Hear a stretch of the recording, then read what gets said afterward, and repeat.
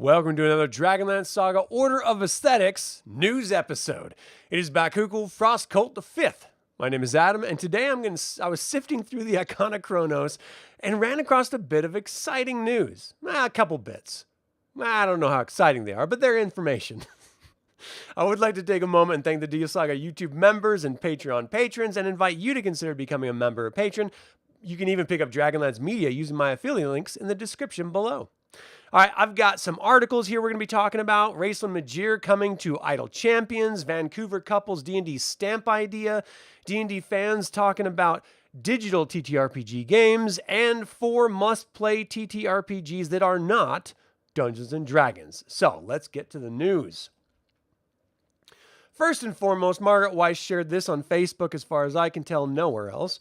Idle Champions fans, you will have a new warrior. Raistlin Majere is coming to Idle Champions on March 4th, 2026. His design is inspired by his journey through the War of the Lance before he takes on the Black Robes. Raistlin is the first of 6 DragonLance characters coming to Idle Champions in 2026. So, what is Idle Champions of the Forgotten Realms? I have no idea. I've never heard of it. I don't know anything about it. And quite frankly, I don't even really care that DragonLance characters are going to it, because I don't play it. But let's find out what it is anyway. So this is the Idle Champions website. Let's watch the trailer and see if it is in fact interesting.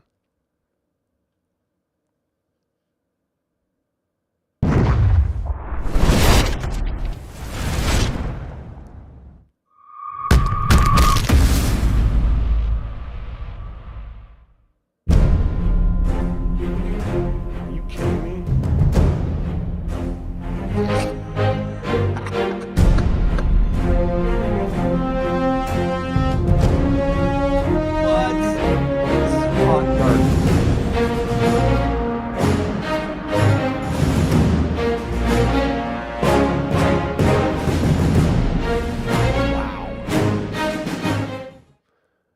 Yeah, this is one of those games I will never play.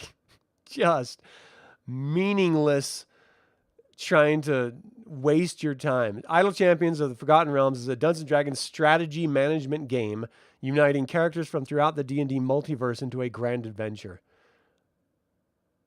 No. Do any of you play this? This looks less interesting than anything I've ever seen in my entire life. The graphics are laughable. Thanks to a lucky draw from the notorious Deck of Many Things, Eliwick Tumblestrum is now the greatest bard in the multiverse. Her exquisite performances are legendary, though even she needs to keep her skills as fine-tuned as her strings. So it's time to check out the new and improved Eliwick. This gnome bard is a support, healing, and gold find champion. Nope. Don't care.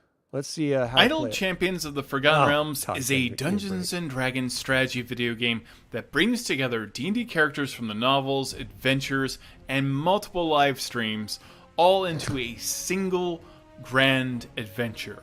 It is a deeply strategic game, and now Chris Dupuy is going to tell you why it's how called to play. Idle. Familiars are auto-clickers. They will help you progress when you're not in the game or not. Nope. I could not care less about this. I'm so glad I looked this over before I showed it on this channel. Literally the only reason why I have this here is because of this image right here. I was like, oh, Raistlin Majere is going to be in this. That'll be interesting. But no, it's not interesting. They're just doing a cash grab, trying to get more people to pay attention to what is clearly a dead IP, Idle Champions, by bringing in known characters from the novels and games. Just a cash grab.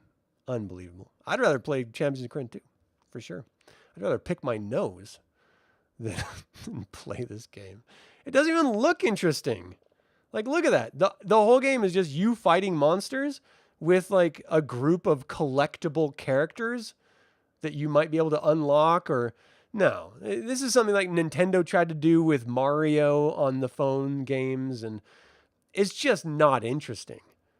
It's just a pathetic attempt at a cash grab. Just blah. All right. Sorry, everyone, for even showing that to you. I totally wasted your time and mine. Let's go to the next article. Vancouver couple's D&D stamp idea becomes a $370,000 Kickstarter hit. Jacob Harris and Caroline Moore have gone viral on Kickstarter for their tabletop stamps Dungeons & Dragons set.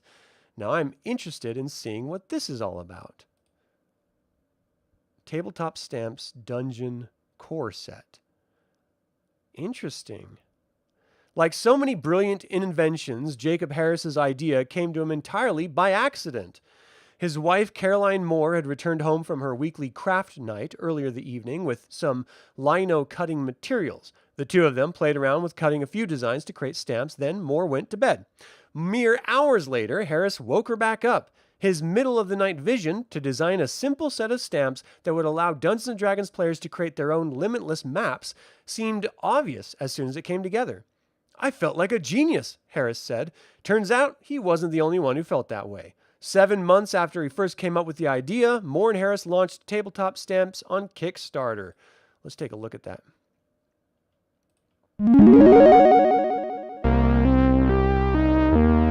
Picture this. You're prepping for game night, and all the pieces are coming together. The story, the characters, the monsters, and the crypts. Now all you need is a map. Gone are the days of 3D printed perplexions. Now you simply reach for paper and ink. No drawing or wizardry required. Only you and your tabletop stamps. In mere minutes, create perfectly sized maps to tell your story, your way. The stage is set. The time is nigh to impress your party with custom creations. It's not magic, it's stamps.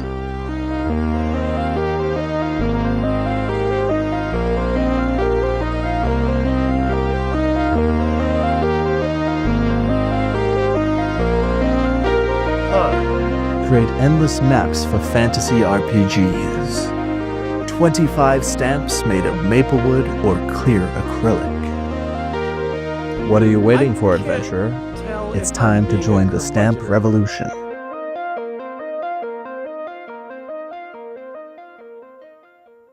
They have battle maps with grids on them. And where do you buy the wipeable ink that you could use a stamp with?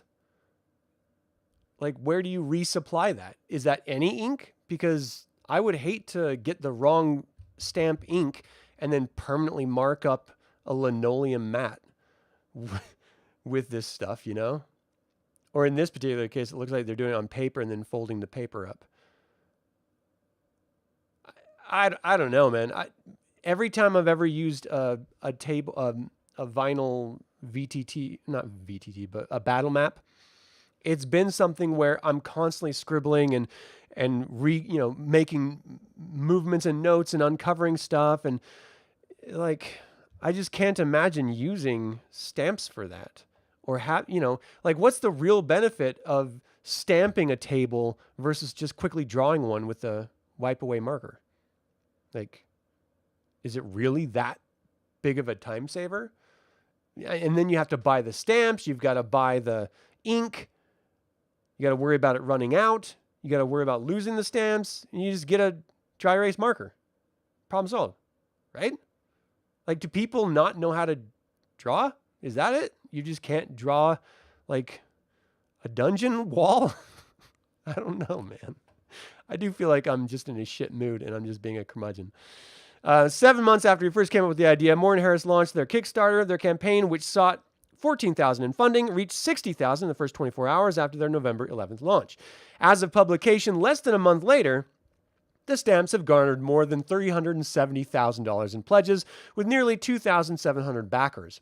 The East Vancouver-based couple, she grew up in North Vancouver, and both are former Capilano University students, aren't entirely surprised by the campaign's success. Dungeons & Dragons, or D&D, is a fantasy role-playing game that has been around since 1974. It involves a variety of players who have developed their own characters embarking on adventures in a shared setting. Unlike more traditional board games, D&D doesn't come with a board. Instead, one player, the Dungeon Master, is responsible for developing and maintaining the setting or map in which each game is played. Harris, like many Dungeon Masters, has been making his own maps for years. He either painstakingly draws them by hand or, in more recent years, 3D prints them. But both methods were slow, and the 3D printer requires storage space for printing materials, something many apartment dwellers like Harrison Moore are lacking. Tabletop stamps with their compact, lightweight design enable dungeon masters to create endless maps with only an ink pad and whatever paper they have lying around. The genius of the invention is its simplicity, Harris says. The barrier to entry with these is really like on the floor, Harris said. Kids can use this. Older people can use this. There's no learning curve. You just need to have a printer, and you don't need to have a printer, and you don't need to have access to a game store. While tabletop stamps might seem like an overnight success, Moore said the months in between the genius of the idea and the launch on Kickstarter was an enormous learning curve, given that neither of them had any experience in designing a game or starting a business. Harris works in film, and Moore recently finished a master's degree in environmental studies, but there's a lot of free education on YouTube, Harris said. He watched hours of videos on how to launch a successful Kickstarter campaign and how to develop a board game. By the time they were ready to launch their campaign, they had manufacturers lined up, a dedicated Instagram following, and an 11,000-person strong mailing list waiting for them to hit send. Although they've long since met their funding target, they still accept late pledges, and anyone who has backed their campaign can expect to receive their stamp sets in summer 2026. In the weeks since the campaign is launched, Harris and Moore have gotten countless messages from players all around North America expressing excitement about the stamps. They said they've also received a number of heartfelt, moving messages, like from teachers who said the stamps would be a perfect educational aid in their classrooms, or from one player who said that they were looking forward to building a better relationship with their dad through D&D. The table is just a safe space for people to explore decision-making and problem-solving, Moore said, adding that there's been a lot of research into D&D as a therapeutic option to help kids with trauma process emotions by working through them in the imaginary setting the game offers. Moore also said the game provides an important safe space for gender-diverse or neurodiverse people to explore different personas. You can create a character, and that character can have whatever gender pronouns, background, everything, said Moore. People can really try out a character and try out someone new without actually having to do any public announcement. This has been a thing forever. Whether it's MMORPGs, regular video games where you're just playing the opposite gender, or you choose your gender video games, or RPG, not just MMORPG, video games. Of course, D&D as a basic is the super easy one, but the entry point for that type of gaming, that's been here way before D&D. With the campaign now comfortably funded, Harris and Moore are looking forward to taking the feedback they've received from the community and spending some time in the new year developing additional sets, such as hexagonal stamps or sets with wilderness or cityscape focuses. More than anything, they're excited to be making a contribution to a community that they love. D&D people are so supportive, Harris said. The crux of it is community, and people come together and play around a table and laugh. Just tell a story and create together. First of all, I wish them nothing but success. I think it's awesome that they're doing something and creating a business out of nothing, and that they're using stamps, especially I'm a huge fan of the old school wood cutting, like block cutting, as an expression of art.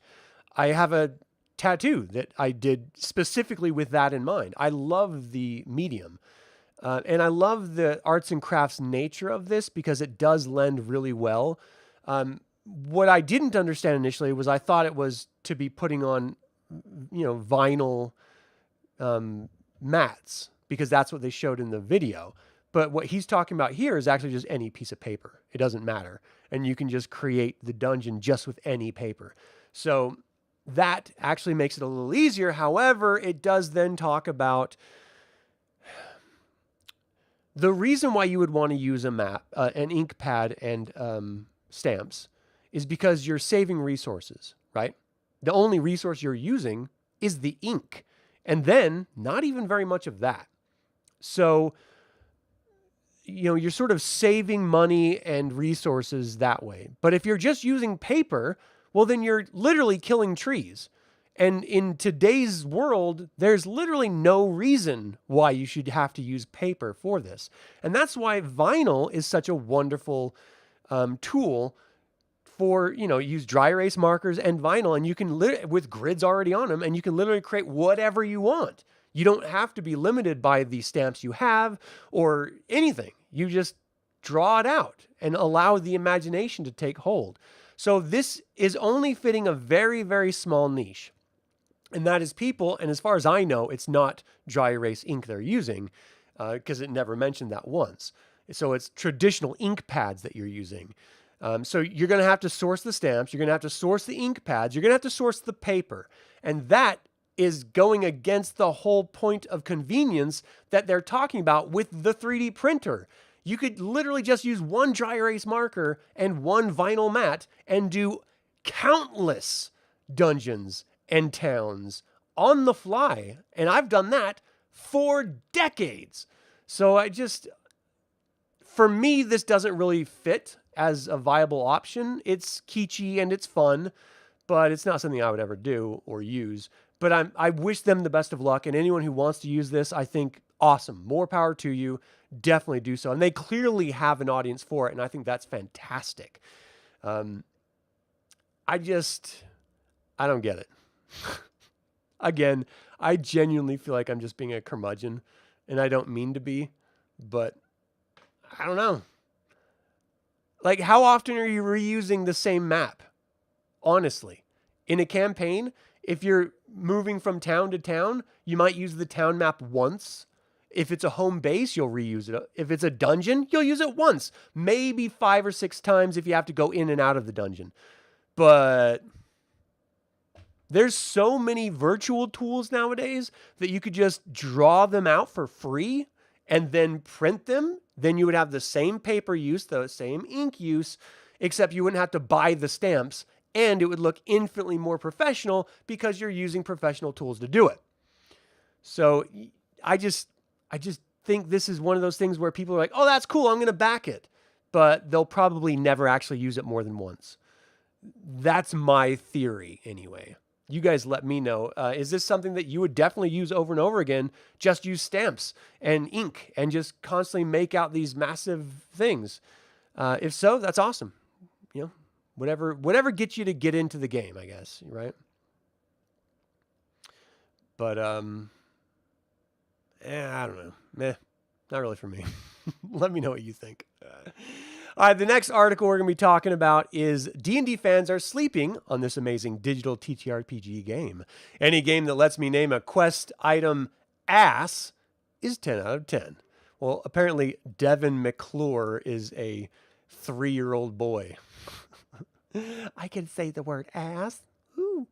I don't know, 5 years old? I don't know. How old are kids when they talk? My kids are they've been grown for so long, I just can't remember. All right, every D&D Dungeons & Dragons campaign I've embarked on in my life has 2 things in common. I always had a ton of unhinged friends with fun with friends that brought us closer together, and it was an absolute nightmare to schedule regular game sessions. Playing over Discord alleviated some scheduling issues, but there was always some feeling of disconnection that came with it. It's a common struggle within the community, but I've found a solution. Sunderfolk.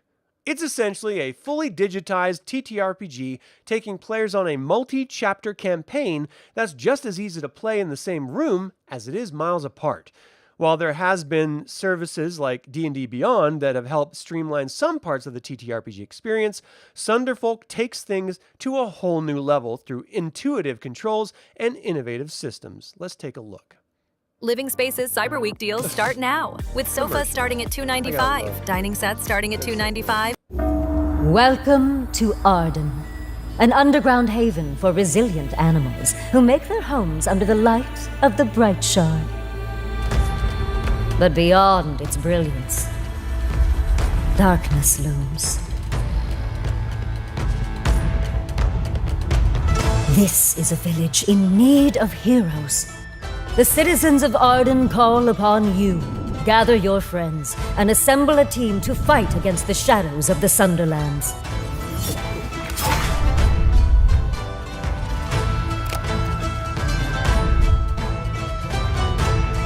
Arm yourself and take on a new adventure where your fate is within your hand.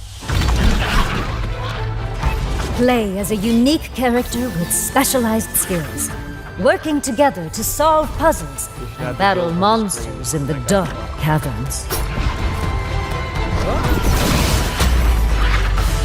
Then return home to improve your village and develop relationships with townsfolk before heading out on another mission. All right, I get it.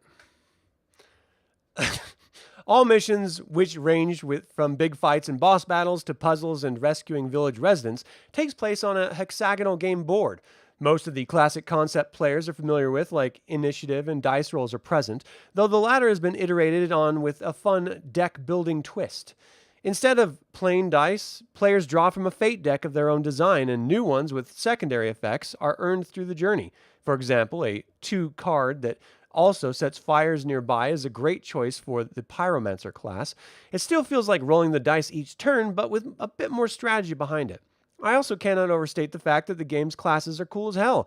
All 6 of the choices offered, Ranger, Bard, Arcanist, Berserker, Pyromancer, and Rogue, are appealing in their own way, though I personally found myself obsessed with the Pyromancer's control over fire and the Arcanist's ability to cast decoys of them. D&D fans will find they're in some ways quite analogous to the classes they know, but with enough iteration thrown in to still feel fresh and new. One of the best ways Sunderfolk stays true to its TTRPG roots is by, in a way, maintaining the concept of a DM. Anjali Bhimani, a frequent guest on Critical Role, brilliantly voices not just the narrative, but every character in the game. This gives Sunderfolk a narrative style I've never experienced before in a video game, somehow making it feel cozier and more personal. It reminds me of watching my friend DMing and having to put in increasingly weird vocal affectations as the number of in-game characters grew.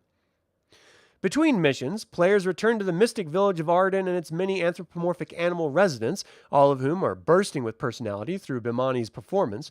Each player can choose which characters they'd like to speak to and which shops they wish to visit. This is another way the game somewhat embraces its roots, as I felt the same way selecting shops and chatting up characters as I did during my D&D journeys, especially because who players form relationships with will have ripple effects in the story. These aren't just one-dimensional characters with a few stock lines either. I was consistently surprised during my multiplayer playthroughs by the way each of the 6 playable party members had connections to people in the town, ranging from old friends to resented family members. We also created our own lore over the course of the campaign. We started romances, developed our own headcanon and inside jokes about the townspeople, and eagerly participated in one of my favorite Sunderfolk mechanics, the ability to name things. Giving players the ability to name things like characters, food, and locations is far too much power, and it led to some of the funniest in-game moments I've experienced in a long time. Some were innocent fun, like naming all the healing items in the tavern after Taco Bell items, spurring sentences like, "I need to buy a Baja Blast before the next mission." But there were also far more inappropriate incidents I won't repeat here. For the record, the game doesn't have a language filter. Do with that information what you will. Secret Door, the developer behind Sunderfolk, were founded by a team that has a deep love for the genre. In a press release, studio head Chris Siggety stated, "As long-standing tabletop gaming fans, we at Secret Door know all too well how difficult it can be to get a new player together for a shared experience. Learning rules, perceived complexity, and setup times can create challenges for players with our loved ones. Our goal with Sunderfolk is to leverage modern technology to make game night something everyone can enjoy." Accessibility is a goal I find the team absolutely achieved. Though it's a game for consoles and PC, it's controlled through a mobile app, a concept I was very dubious of. But it works better than I ever could have imagined, both in terms of movement intricacies and providing useful information. One of my favorite features is coordination mode, which allows players to mark paths and target on the map, helping immensely with long-distance planning and communication. Okay, we get the gist of it. Yeah, I don't know. What do you guys think? Does it look like it's going to be fun? Not really something for me. I've seen a lot of this type of games with Nintendo and PlayStation and Xbox and PC games. There's a lot of this type of games out there. But then everything that she's describing is exactly the same as like MMORPGs or RPGs, where there's an established world and you go interact with players and, other characters. And like, it's not really, I don't know. It's definitely not anything new. That's for sure. and going off on adventures and stuff. I mean, that's, going off on an adventure in like any MMORPG if you want to get together with friends and play something that's not at a tabletop or is not D&D. So I get that she loves this, and more power to her, and it definitely fits a mold of some people's need, just like Idle Champions did or the Stamps do. But for me personally, I'm never going to try it. I'm not interested. And I also don't like I just don't like the world. It's like animal based, going around with those animals, and I don't know. That's just not really my thing. I don't like it when D&D puts out supplements that are all animal and cutesy and based like that, because that's not D&D. And I don't really like this stuff either. So what are you going to do? I'm an old man. It's not really my thing. But is it yours? Let me know in the comments. All right, the last article that we're going to be covering today: 4 must-play fantasy TTRPGs that aren't Dungeons & Dragons. Spoiler alert, I have not played any of them. The world of tabletop RPGs is bigger, bolder, and more diverse than ever before. While Dungeons & Dragons still dominates mainstream attention, the tabletop renaissance of the past decade has spawned countless inventive systems, many of which offer deeper customizations, more evocative settings, or streamlined rules better suited for modern players. Whether you're someone who grew up on the game or jumped in with 5e, now is the perfect moment to explore beyond the world's most famous role-playing game. The landscape is vast, brimming with alternative fantasy TTRPGs built with passion, innovation, and a desire to carve new experiences at the table. This resurgence isn't just about branching away from D&D, it's about finding systems that better fit your group's playstyle. Do you want fast-paced storytelling, gritty realism, anime-scaled adventures, narrative-first design? The indie boom has been given players a treasure chest of options that cater to every flavor of fantasy, from bold, rules-light experiments to sprawling epics that rival D&D's depth. These 4 TTRPGs are proof that fantasy tabletop role-playing is more alive and vibrant than ever. I've never heard... Okay, number 4 is Draw Steel. I've never heard of it before. Visually, it looks pretty cool. It looks like it could be any D&D setting, though. Draw Steel, a product by renowned Matt Colville, has emerged as one of the most surprising and fantastical TTRPG releases, a game that exceeds expectations not through marketing hype, but through exceptional design and word of mouth. While some recent high-profile systems launched with big promises backed by large companies, Draw Steel arrived with quiet confidence and delivered a remarkably polished, intentional rule set that has quickly earned serious praise. What makes Draw Steel stand out is how fully it develops on its stated goals of tactical, heroic, cinematic fantasy. Every subsystem feels purposeful, from its fluid combat to its flavorful classes to its carefully tuned downtime mechanics. Even controversial elements, such as the never miss philosophy or layout, make perfect sense once players understand the game's core ethos. Heroes are meant to feel powerful, bold, and effective at all times. The design isn't just competent, it's cohesive. The game's strength lies in its details. Classes feel distinct without overwhelming complexity. Tactical encounters run briskly without losing depth. And narrative tools such as projects and montages create meaningful story progression. Reviewers who expected something merely solid instead discovered one of the most thoughtfully crafted fantasy systems of the decade. For any tabletop fan, Draw Steel is absolutely worth watching and playing, especially as it continues to grow. I wish I had more time. I would definitely play Dragonlance with Draw Steel. Visually, you could definitely see this as a Dragonlance game. I mean, for sure. It looks basic D&D, honestly, visually, but you could port Dragonlance over to it. All right, number 3, Break RPG. Imagine an RPG that blends classic JRPG aesthetics, a pinch of Zelda, and the colorful energy of 90s fantasy anime. That's Break RPG, a vibrant, imaginative fantasy TTRPG tailor-made for groups who want big adventures without big rules overhead. It's one of the most visually striking indie fantasy RPGs. You'll find a game filled with expressive art, accessible systems, and imaginative world building that never talks down to the player. Designed to be fast to learn and fast to play, Break uses a streamlined D20-based engine that feels familiar yet refreshingly modern.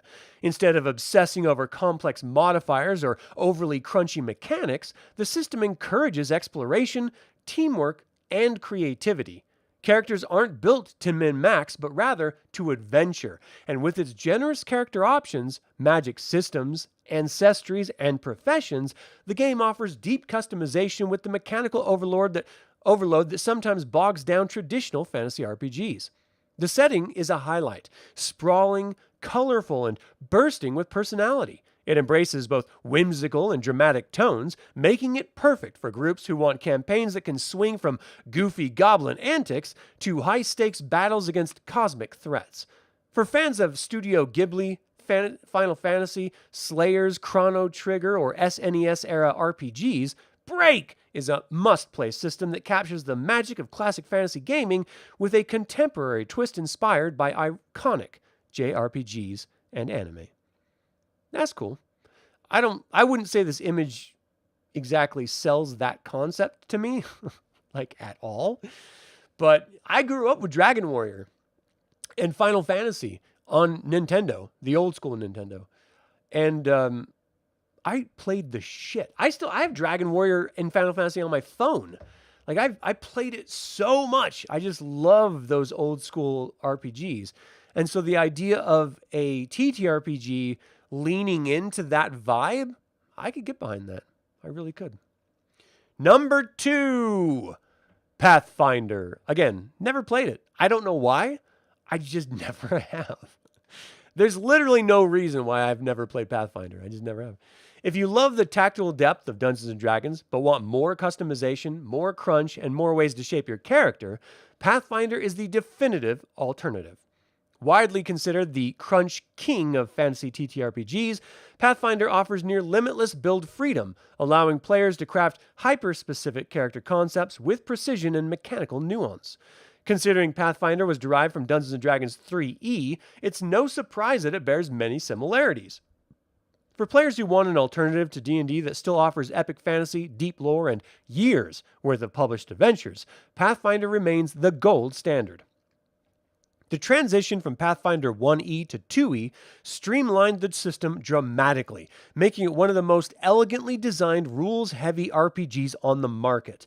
The game's famous 3-action economy makes combat more dynamic and strategic, offering far more tactical freedom than most fantasy RPGs. Every class, from champion to witch to inventor, feels thoughtfully designed and offers dozens of unique feats and pathways for growth. Narratively, Pathfinder's official setting, Golarion, is a jewel of modern fantasy world building.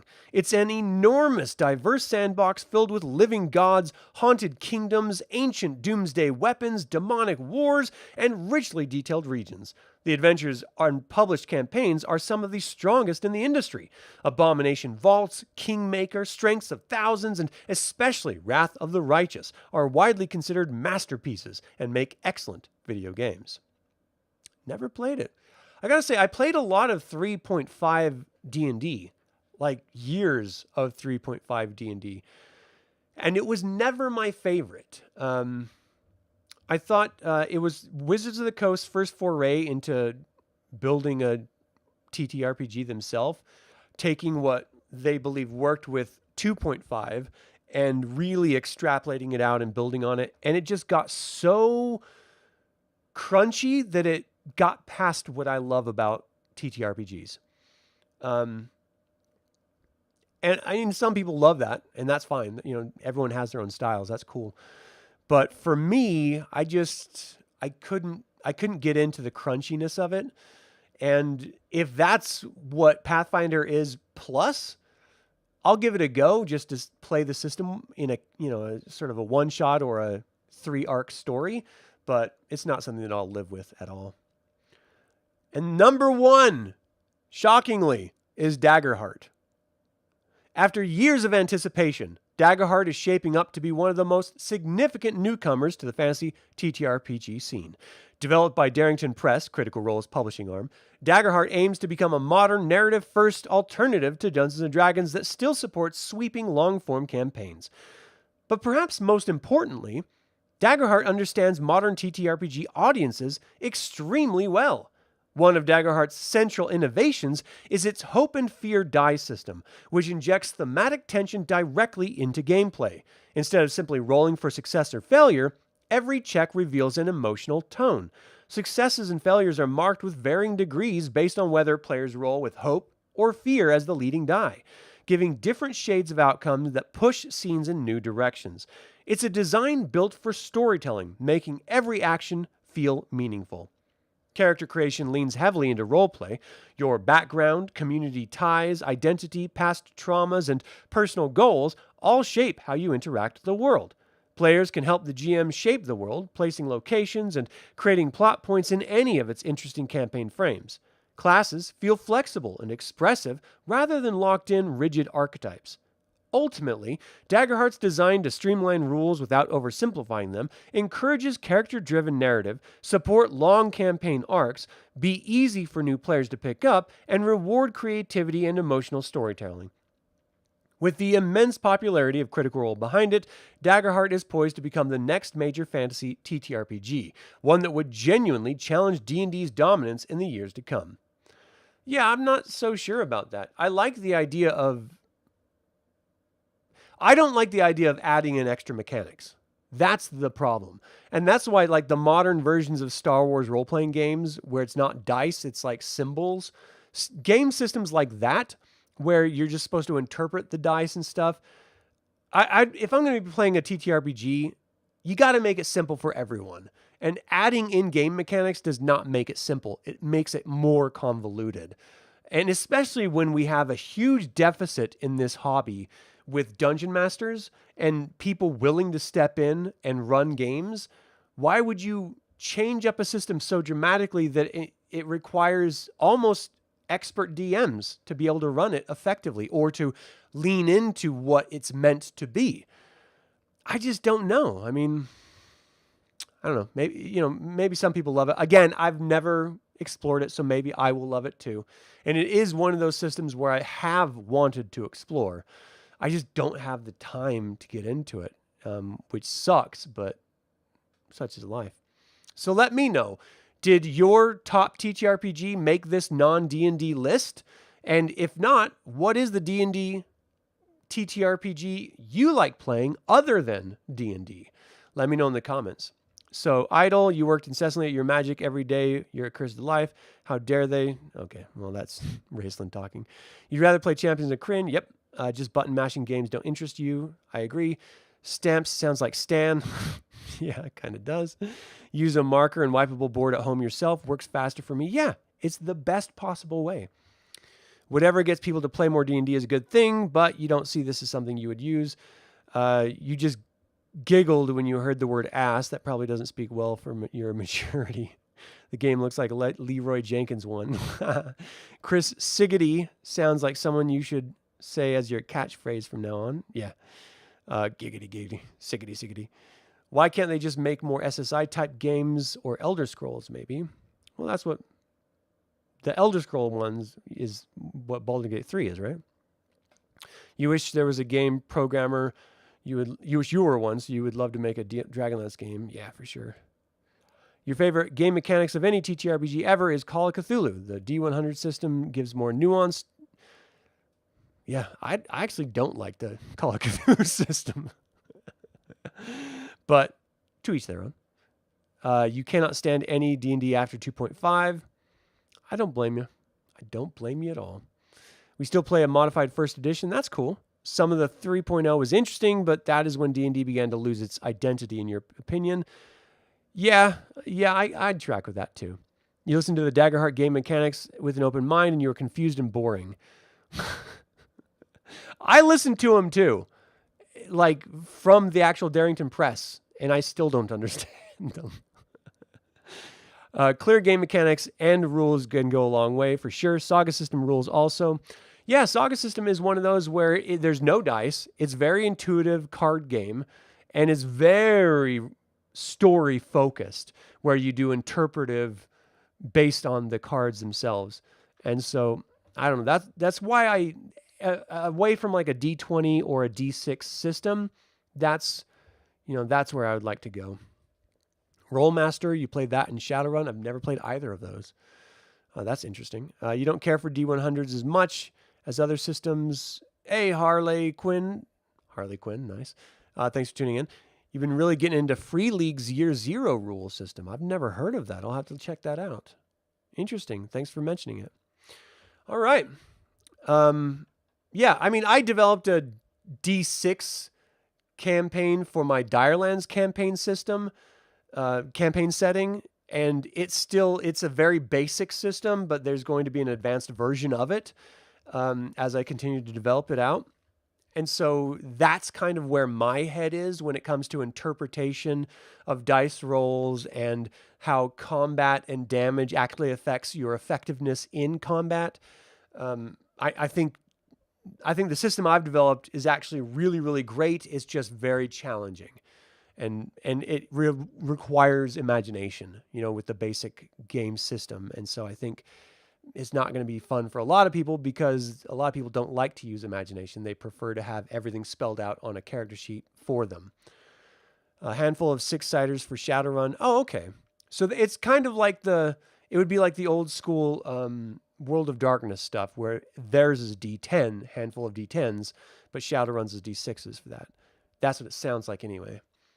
I played a lot of Werewolf the Apocalypse and a lot of Vampire the Masquerade. So I can get behind games like that for sure. Used to play Marvel Superheroes back in high school. That's cool. There was a bunch of different versions of that, I think, or at least 2 different, where one of them had the card version that was a spin-off of the Saga system. And then another one, I think, was like regular, like dice. I think I played the dice version when I was a kid. Anyway, I don't really remember. It was so long ago.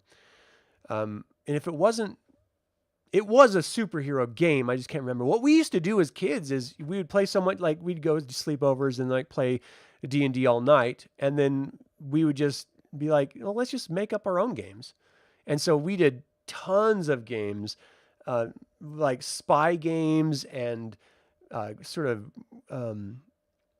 how would you say it? Martial arts games. We just came up with a whole bunch of different systems when I was a kid to fit whatever we wanted to play in the moment. And then we just played them. And that's what we did. And then we'd go back to old games like Star Frontiers or Top Secret or, of course, D&D was the core game that we played. So we just played everything. And it was fun because it was just with friends and we were exploring ideas and just sort of stretching our fingers a little bit, seeing what it was like. And I had a blast doing it. I just loved it. And that's where my love for this hobby came from. It all stems from friends and, just having fun adventures like that. So anyway, yeah, let me know what you guys think. Is Idle Champions a game that you guys play? What do you think of it? And are you excited about Raistlin Majere and other Heroes of the Lands coming to it? Have you played with the stamp idea before? And what do you think of this Kickstarter? Is it something that you would back even though it's already been funded? Or pick up once it's in the stores. Ultimately, I'd love to hear from you also about this whole, what is this called? I can't remember. Sunderfolk. Do you like this type of group TTRPG that's digital based rather than just sitting around a table and playing with friends or sitting online and playing with friends? And then finally, what is your go-to TTRPG if you're going to sit around a table with friends? Let me know in the comments. Thank you all so very much for tuning in to this episode. That is it for this OA News episode. Feel free to email me at info@dlsaga.com or leave a comment below. I'd like to remind you to subscribe to this YouTube channel, ring the bell to get notified about upcoming videos, and click the like button. It all goes to help other Dragonlance fans learn about this channel and its content. This channel is all about celebrating the wonderful world of Dragonlance Saga, and I hope you'll join me in that celebration. Thank you for watching. This has been Adam with Dragonlance Saga, and until next time, Slanjavar.